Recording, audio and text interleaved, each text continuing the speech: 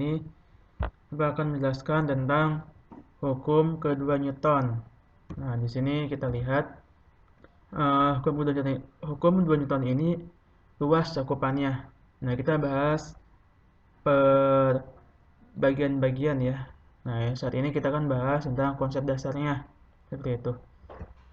Nah, untuk hukum kedua Newton, persamaan umumnya adalah jumlah gaya sama dengan massa dikali A atau percepatan, dengan M adalah massa dalam kilogram satuan SI-nya, dan A adalah percepatan dalam meter per second kuadrat. Ini pun satuan SI-nya. Nah, ciri khas dari hukum 2 Newton adalah benda berada dalam kondisi bergerak ya, dengan memiliki percepatan atau perlambatan gitu. Jadi kalau misalkan dia percepatannya 0, maka itu hukum 1. Tapi kalau dia punya percepatan, maka hukum 2 atau perlambatan ya. Nah, di sini contoh soal. Sebuah balok yang bermassa 5 kg didorong dengan gaya sebesar 12 Newton. Jika balok berada pada bidang licin, tentukan besar ini percepatan, agak typo sedikit nih. Harusnya ini besar percepatan balok ketika didorong. Ini baloknya didorong dengan gaya F. F-nya 12 Newton. Nah, langsung saja ke rumusnya. Ini kan cuma satu gaya ya. Hanya satu gaya, maka langsung sigma F-nya 12. Sudah diketahui. Sama dengan M dikali A.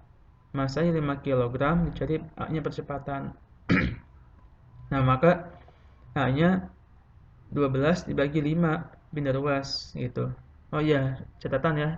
Kalau seandainya ini ada beberapa gaya yang bekerja, misalkan F1, F2, F3, maka di sigma F-nya dijabarkan. F1 berapa, F2 berapa, F3 berapa gitu. Tapi di soal ini cuma satu gaya. Ini lebih mudah karena langsung dimasukkan saja ke sigma F. Hasilnya 2,4 meter per sekon kuadrat untuk percepatannya.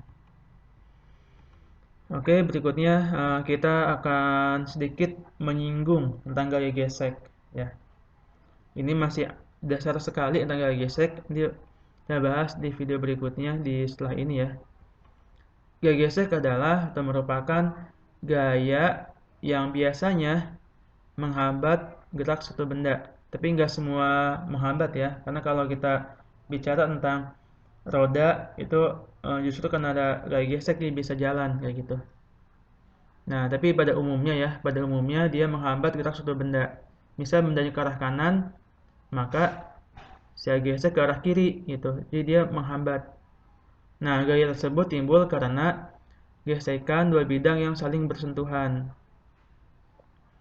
Gaya gesek ada dua, yaitu gaya gesek statis dan gaya gesek dinamis atau kinetis.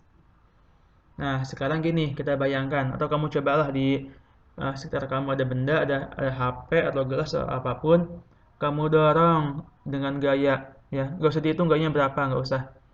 Tapi rasakan, nih pasti beberapa saat setelah kita memberikan gaya dorong, benda tidak langsung bergerak, ya kan? Coba kamu dorong, pasti dia nggak langsung gerak kan? Ada jeda dulu, kan? Kita udah kasih gaya, tapi kok nggak bergerak, gitu kan? Nah, ini namanya gaya gesek statis. Nih, kamu sudah memberikan gaya, tapi benda tidak bergerak. Nah, ini merupakan akibat dari gaya gesek statis yang menahan gaya dorong kamu. Kamu udah mendorong, tapi benda belum bergerak. Nah, itu yang menahan itu adalah gaya gesek statis. Nah, di sini sehingga gaya gesek statis adalah gaya gesek yang timbul sebelum benda bergerak, walaupun sudah diberikan gaya. Nah, sekarang kamu rasakan dorongan gaya yang kamu berikan ke benda yang tadi ketika sedang bergerak nih. Kan awalnya diam, kamu dorong lagi dia bergerak kan? Nah, pasti ketika kamu mendorong itu akan terasa ada gaya yang menahan. Ya, ada gaya yang menahan. Walaupun benda sudah bergerak kamu dorong, tetap terasa ada yang menahan. Nah, gaya yang menahan dorongan kamu itu adalah dinamakan dengan gaya gesek dinamis atau kinetis. Jadi ketika kita dorong lemari, ya kan? Lemari udah bergerak, tapi masih kerasa berat. Nah, itu yang bikin berat itu adalah gaya gesek kinetis, terus dinamis, kayak gitu, ya.